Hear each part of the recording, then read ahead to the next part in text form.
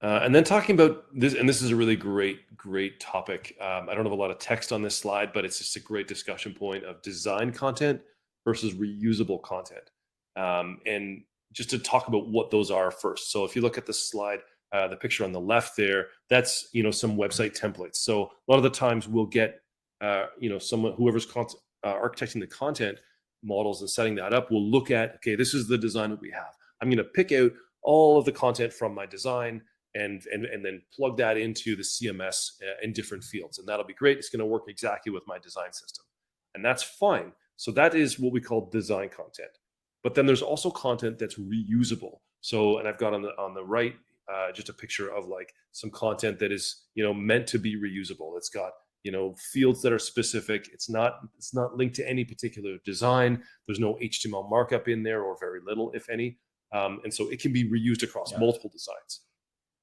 Your model, your content architecture is best if it has as much reusable content as makes sense, hopefully as possible, and that you limit your design content to only live with your design content. We don't want our design attributes to leak into the reusable content to make it less reusable, right? We don't want to put style tags or markup tags in there because it may be used in an app that doesn't have any HTML in it. It's a native app, or on a smart TV, things like this, or in a brand new design that's using a whole different framework potentially. We've seen folks move from .NET to Gatsby to Next.js to Vue and Next, all different frameworks, each of them using different design systems. So the design content often will be sort of either more quickly evolved or sometimes thrown away when you do a new design, or at the best, it can be sort of repurposed a bit.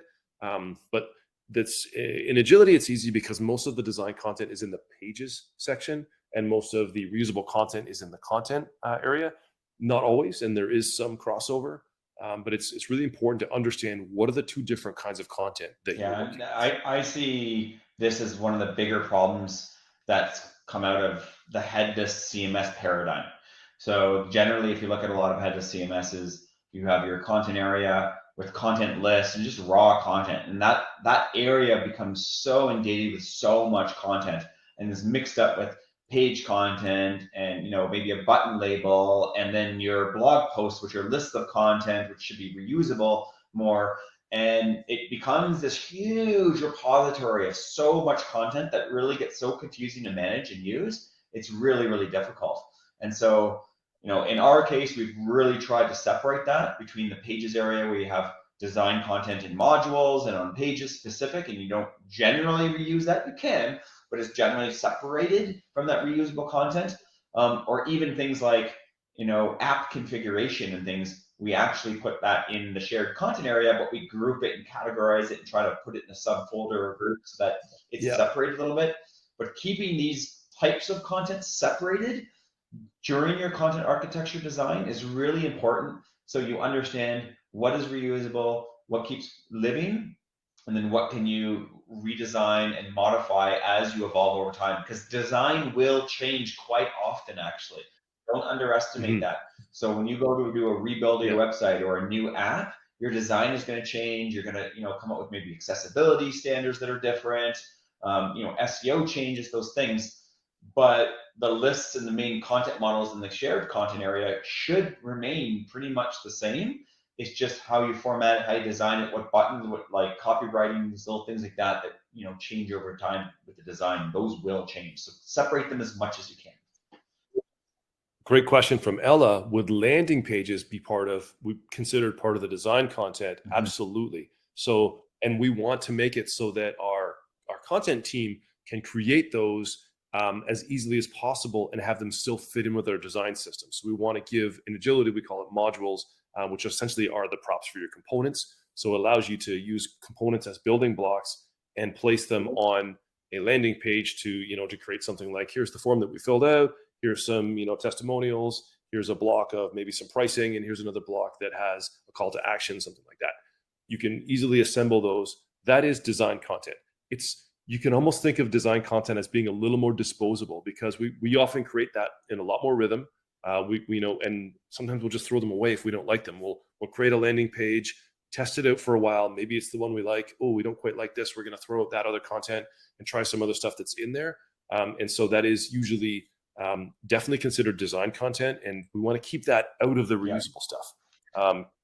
Keep it separated if we can, and then have the rhythm of how we're going to be creating that content. It's often a different kind of rhythm. The people creating landing pages are doing one thing, and then folks, it could be the same team, but when you're creating reusable content, it's a bit of a different Now, exercise. I'll actually disagree with you a little bit there, Joel. Get a little confrontation here. I actually think a lot of landing Okay. pages are more of a hybrid approach. So, for example, you mentioned, Joel, testimonials or case studies on that page or pricing even. A lot of the times that is pulling that information from the Yep. reusable area. So, for example, I'll build a page, I'm selling some product, I have my splash image, maybe I have like, purchase this thing or whatever. I'll drag in a module that will be testimonials, and maybe I'll pick my testimonials, but those testimonials, the content themselves should be in the reusable area. So I can reuse that testimonial on other landing pages.